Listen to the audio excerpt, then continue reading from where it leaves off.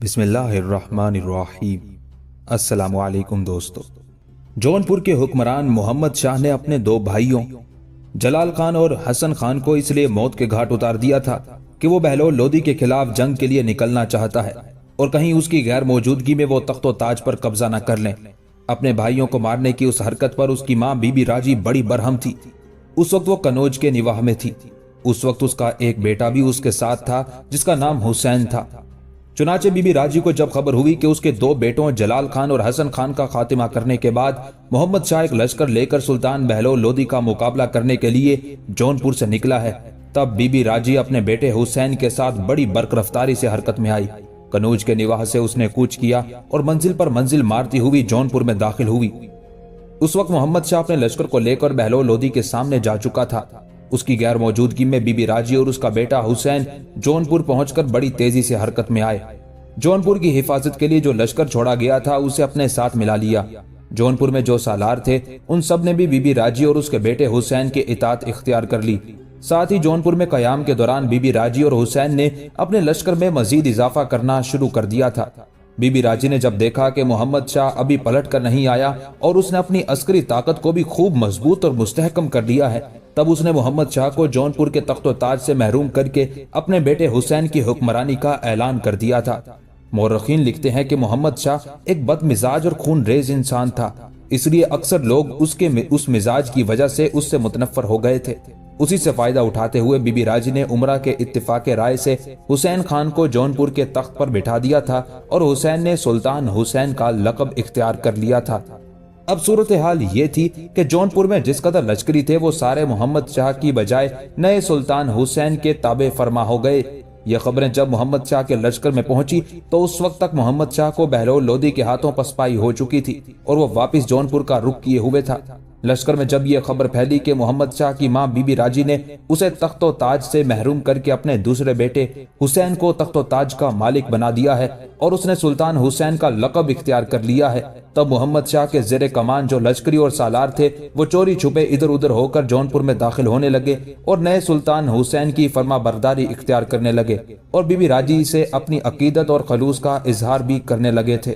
جونپور پہنچتے پہنچتے محمد شاہ کے ساتھ بہت کم لشکری رہ گئے تھے۔ یہ صورتحال محمد شاہ کے لیے حوصلہ شکن تھی۔ چنانچہ حالات کا جائزہ لینے کے لیے محمد شاہ نے اپنے بچے کچے ساتھیوں کے ساتھ جونپور کے نواح میں ایک باغ میں داخل ہو کر وہاں اپنی حالت بہتر بنانے کی کوشش کی تھی۔ ایک طرح سے وہ باغ میں چھپ کر نہ صرف حالات کا جائزہ لینا چاہتا تھا بلکہ وہاں قیام کر کے اپنی طاقت میں اضافہ کرتے ہوئے جونپور میں خونی انقلاب لانے کے در پہ تھا۔ لیکن اس کی ماں بی بی راجی اور بھائی سلطان حسین بھی بڑے چوکس اور بالکل مستعد تھے۔ ان کے جاسوسوں نے خبر دے دی تھی کہ بچے کچے لشکریوں کے ساتھ محمد شاہ نے باغ کے اندر پناہ لے لی ہے۔ یہ خبر پہنچنے کے بعد بی بی راجی اور سلطان حسین نے اس باغ کا محاصرہ کر لیا۔ اس موقع پر مورخین مزید لکھتے ہیں کہ محمد شاہ بڑا زبردست تیر انداز تھا، لیکن لشکریوں نے جو اس کے ساتھ تھے اور اس کے خلاف بھی تھے اس کے اسلحے دار سے مل کر تیروں سے پیکان جدا کر دیے تھے۔ چنانچہ جس وقت نئے سلطان حسین کے ساتھ ٹکراؤ کا موقع آیا تو محمد شاہ نے دیکھا جتنے بھی تیر تھے ان میں پیکان نہیں تھی۔ چنانچہ اپنے کچھ ساتھیوں کے ساتھ تلواریں سونت کر مقابلہ کرنا چاہا، لیکن بی بی راجی اپنے سالاروں اپنے بیٹے سلطان حسین کے ساتھ ایسی شدت کے ساتھ حرکت میں آئی کہ محمد شاہ کے ساتھیوں کو ڈھیر کر دیا گیا۔ آخر محمد شاہ پکڑا گیا۔ بی بی راجی اسے زنجیروں میں جکڑ کر اپنے ساتھ لے گئی اور زندان میں ڈال دیا۔ اسی دوران اپنی طاقت اور قوت کو مضبوط اور مستحکم کرنے کے لیے جونپور کے نئے حکمران سلطان حسین نے بہلول لودھی کے ساتھ صلح کر لی اور انہی دنوں بہلول لودھی نے سلطان حسین کے پاس پیغام بھجوایا کہ اگر وہ اس کے چچا زاد بھائی قطب خان کو رہا کر دے تو وہ سلطان حسین کے بھتیجے جلال خان کو رہا کر دے گا۔ چنانچہ سلطان حسین مان گیا۔ قطب خان جونپور کی اسیری سے دہلی چلا گیا، جبکہ جلال خان جسے عمر خان نے جنگ کے دوران گرفتار کیا تھا وہ جونپور کی طرف ہو لیا۔ جلال خان جو معزول حکمران محمد شاہ کا بیٹا تھا وہ بھی اپنے باپ سے نالاں تھا۔ چنانچہ جونپور پہنچ کر جلال خان نے اپنے چچا سلطان حسین کی اطاعت اور فرما برداری اختیار کرنے کا عہد کر لیا تھا۔ ایک روز نرسنگ اور اس کی بیوی سلونت اور دونوں بہنیں کرن اور کمپل اپنی حویلی میں بیٹھے گھریلو معاملات پر گفتگو کر رہے تھے کہ حویلی کے دروازے پر دستک ہوئی۔ نرسنگ اٹھا اور کہنے لگا، میں دیکھتا ہوں دروازے پر دستک دینے والا کون ہے۔ نرسنگ نے جب اپنی حویلی کا دروازہ کھولا تو حویلی کے دروازے پر 3 افراد کھڑے تھے۔ ایک نوجوان تھا، ایک ڈھلی ہوئی عمر کی خاتون اور اسی سے ملتی جھلتی عمر کا ایک شخص بھی تھا۔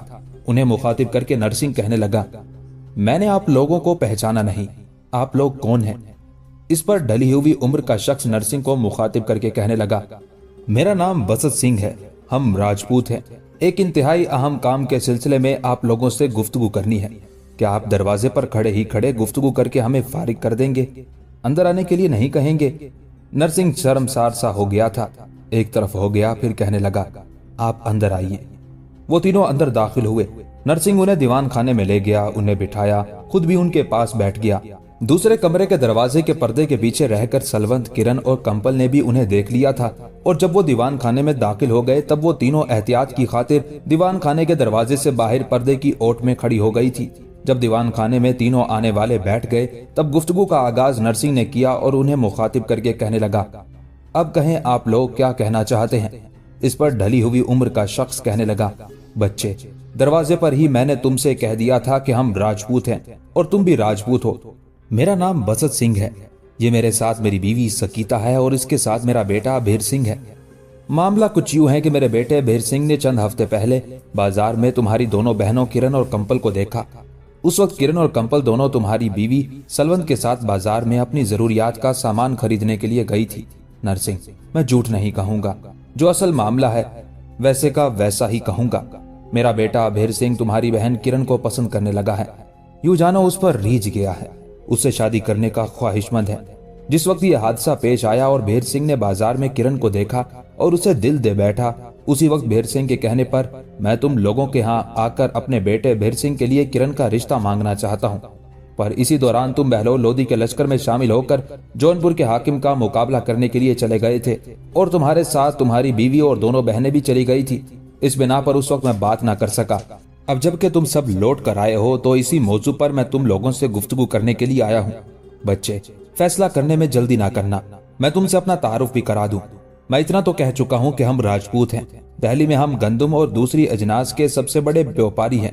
हमारे यहाँ दौलत की रेल पेल है, किसी चीज की कमी नहीं। हम ये भी जानते हैं कि तुम और तुम्हारी बहनें मालवा के साबिक हुक्मरान प्रताप देव की औलाद हो और तुम तीनों बहन भाई ने राजकुमार और राजकुमारी की हैसियत से वहां परवरिश पाई है। अगर तुम अपनी बहन किरण का रिश्ता मेरे बेटे भेर सिंह को देने के लिए अपनी आमादगी का इजहार कर देते हो तो मैं तुम्हें यकीन दिलाता हूँ, बल्कि जमानत देता हूँ कि हम किरण देवी को अपने यहाँ राजकुमारियों से भी बढ़कर आसाइश के साथ रखेंगे और ये रिश्ता जोड़ने के लिए मेरे ख्याल में तुम लोगों को कोई एतराज भी नहीं होना चाहिए। आखिर तुमने अपनी बहन की शादी कहीं ना कहीं तो करनी ही है।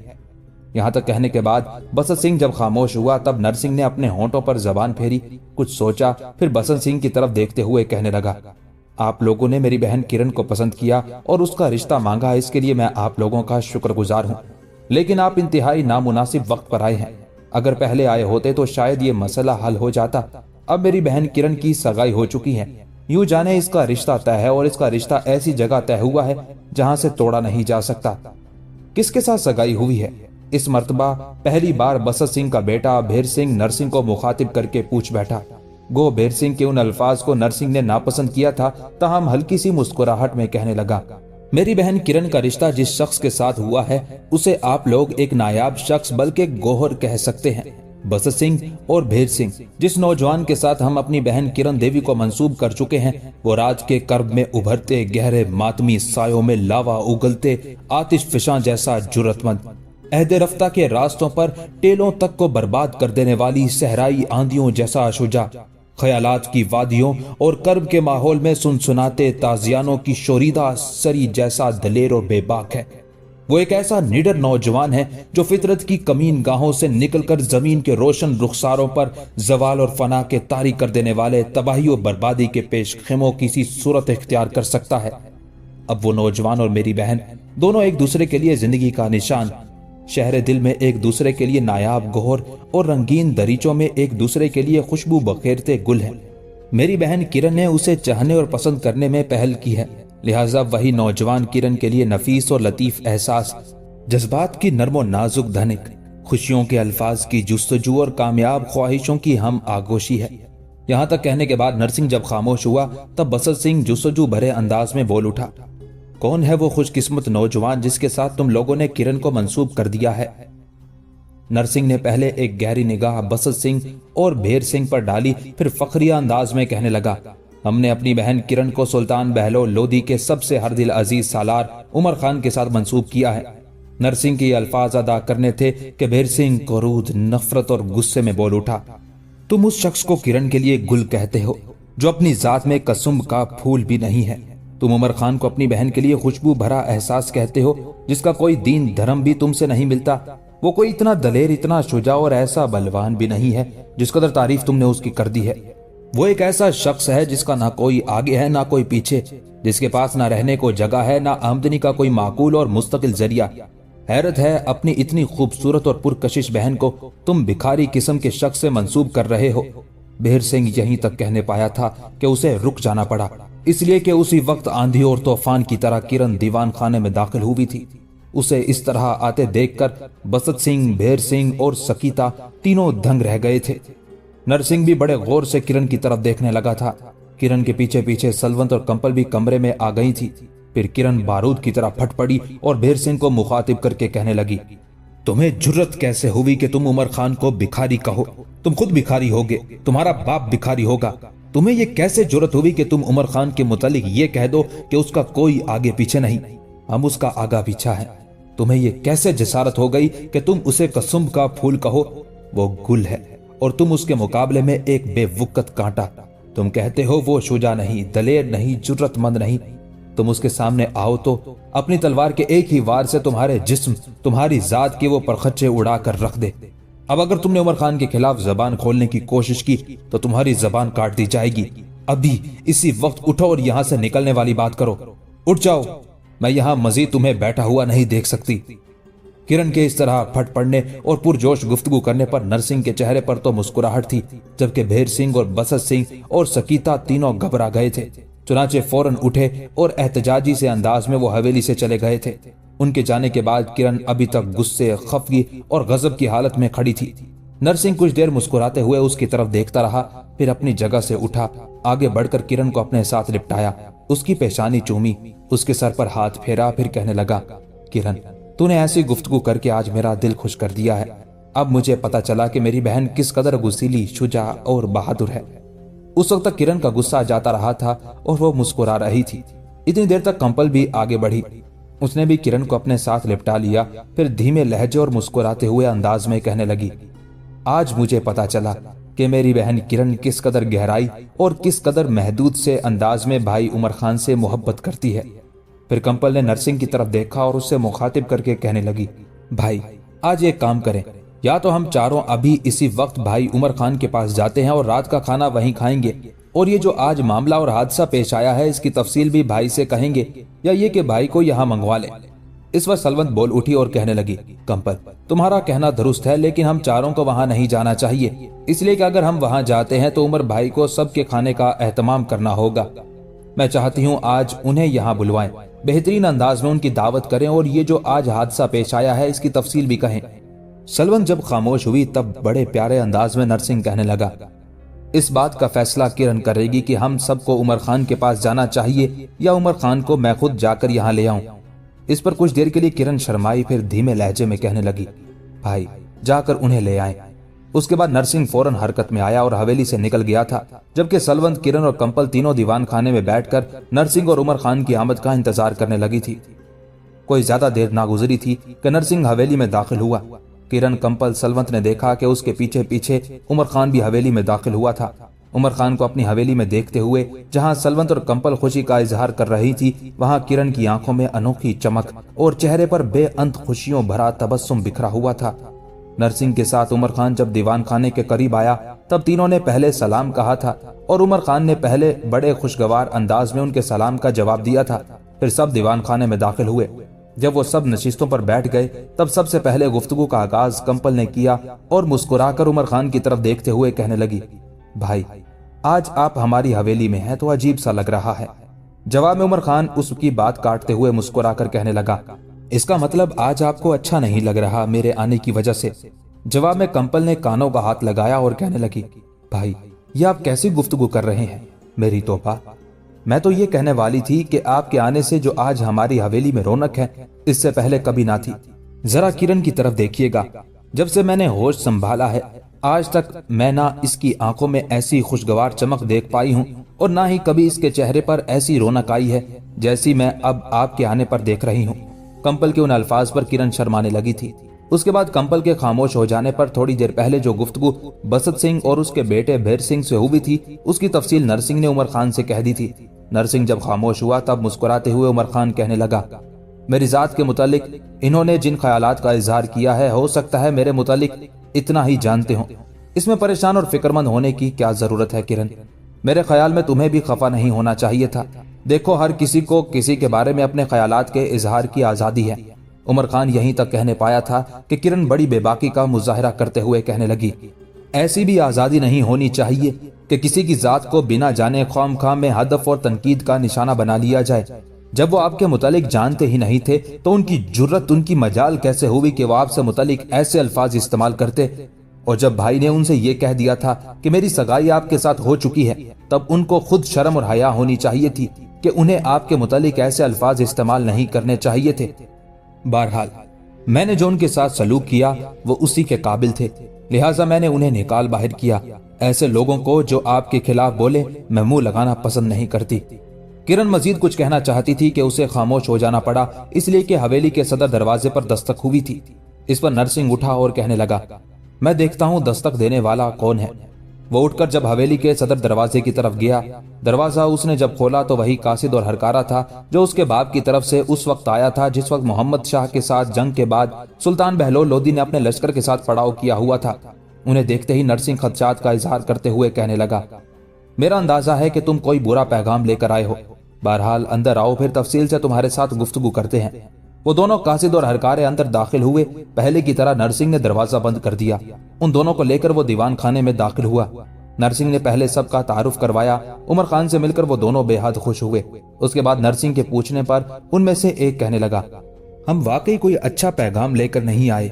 आपकी माता ने जिन दो राजपूतों को मोहतरम उमर खान पर हमलावर होने के लिए मुकर्रर किया था, उनके नाम कोलाब सिंह और नरनौल सिंह है। हम इन दोनों को पहले ही से देख चुके हैं और आज हम ये बताने आए हैं कि वो दोनों दिल्ली में दाखिल हो चुके हैं। उस कासिद के उस इंकशाफ पर किरण का चेहरा पीला होकर रह गया था। इंतहाई परेशानी और फिक्रमंदी में उमर खान की तरफ देखने लगी थी। उमर खान ने उस कासिद की तरफ देखते हुए कहना शुरू किया, मेरे अजीज, ये तो बताओ वो दिल्ली शहर में दाखिल होने के बाद कहाँ कयाम किए हुए हैं? जवाब में वो कासिद बोला और कहने लगा, दिल्ली शहर के अंदर गंदम का एक व्यापारी राजपूत है, नाम उसका बसंत सिंह है। उसका एक बेटा है, उसका नाम भेर सिंह है। ये कोलाब सिंह और नरनौल सिंह दोनों बसंत सिंह और भेर सिंह के दूर के रिश्तेदार और अजीज हैं, और इन दिनों कराए के कातिलों ने बसंत सिंह के बेटे भेर सिंह के साथ कयाम कर रखा है। इस पर उमर खान नरसिंह की तरफ देखते हुए कहने लगा, क्या ये बसंत सिंह वही है जो आज अपने बेटे भेर सिंह के साथ किरण का रिश्ता मांगने के लिए आया था? उदास और अफसुर्दा से अंदाज में नरसिंह ने इस बात में गर्दन हिलाई, फिर दुख भरे अंदाज में कहने लगा, उमर भाई, लगता है कुछ कुव्वतें हमारे खिलाफ साजिशों का जाल बिछाने में मसरूफ हैं, और ये सब कुछ हमारी माता के इंतकाम की वजह से हो रहा है। लगता है माता अब मजीद जिंदा नहीं रहना चाहती। वो जो हरकतें कर रही है तो उसका काम तमाम ही करना पड़ेगा। नरसिंह जब खामोश हुआ तब कासिद की तरफ देखते हुए उमर खान बोल उठा, मेरे अजीज, तेरी बड़ी मेहरबानी कि तूने ये इतलात फराहम की, पर ये तो बता तूने कैसे जाना कि कराए के कातिल कोलाब सिंह और नरनौल सिंह दोनों ने दिल्ली के गले के ताजर बसंत सिंह के यहाँ कयाम किया है? इस पर वो कासिद बोला और कहने लगा, हम दोनों उनको चेहरों से जानते और पहचानते हैं। हम उनका तारुफ करते हुए उनके पीछे पीछे आए। हमारे सामने वो एक हवेली में दाखिल हुए। उनके दाखिल होने के बाद वहां से गुजरने वाले एक शख्स से हमने उस हवेली से मुतालिक पूछा तो उसने इंकशाफ किया कि यह हवेली गले के एक ताजर बसंत सिंह की है। इस बिना पर हम जान गए कि उन दोनों ने बसंत सिंह की हवेली में कयाम किया है।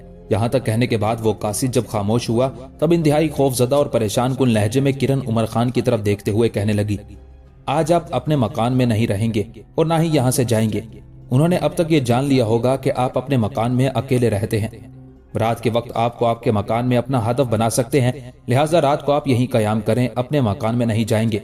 जवाब में उमर खान ने शुक्रगुजार अंदाज में किरण की तरफ देखा, फिर कहने लगा, किरण, मेरे मुतालिक जो तुम्हारे जज्बात हैं मैं उनकी कदर करता हूँ।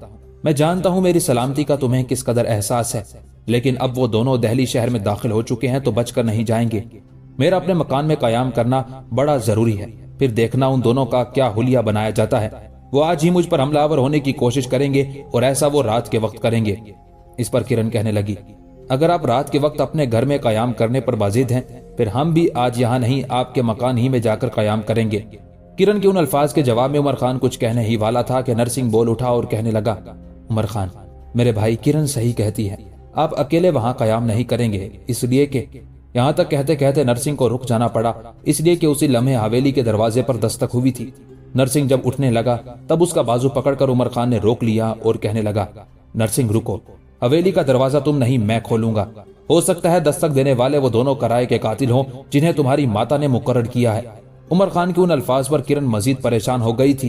कहने लगी, आप भी अकेले नहीं जाएंगे, भाई को साथ लेकर जाएं, दोनों मिलकर दरवाजा खोलें, बल्कि हम भी आपके साथ जाएंगे।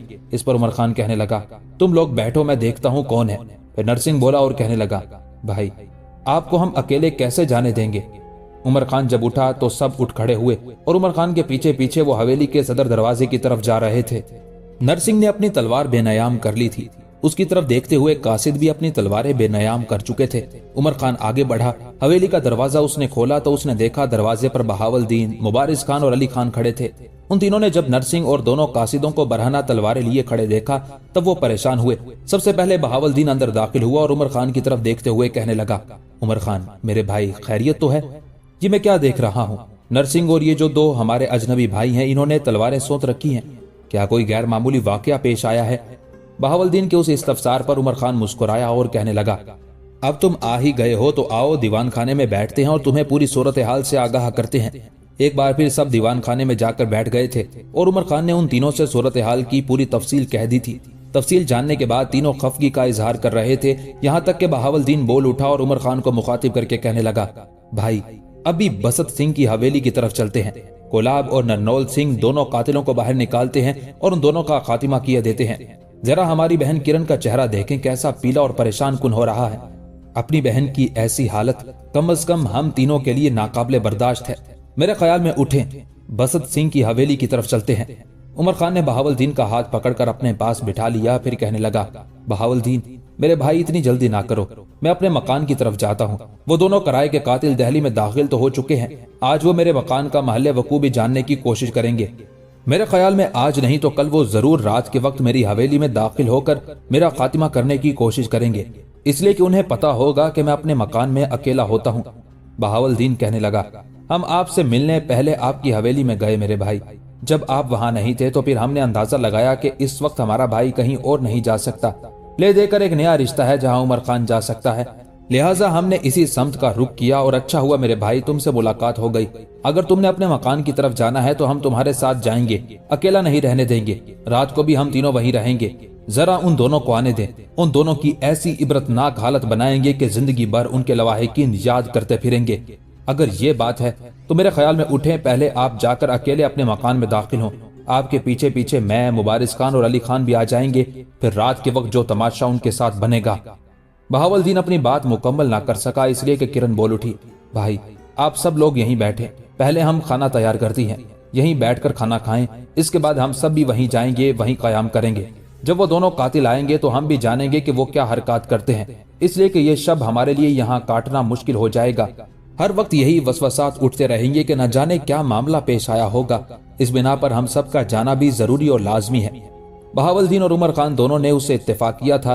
उसके बाद किरण, सलवंत और कंपल तीनों ने मिलकर खाना तैयार किया। सबने खाना खाया। उसके बाद पहले उमर खान वहां से उठकर निकला, अपने मकान की तरफ गया और उसके पीछे पीछे बाकी लोग भी उस मकान में जा दाखिल हुए थे।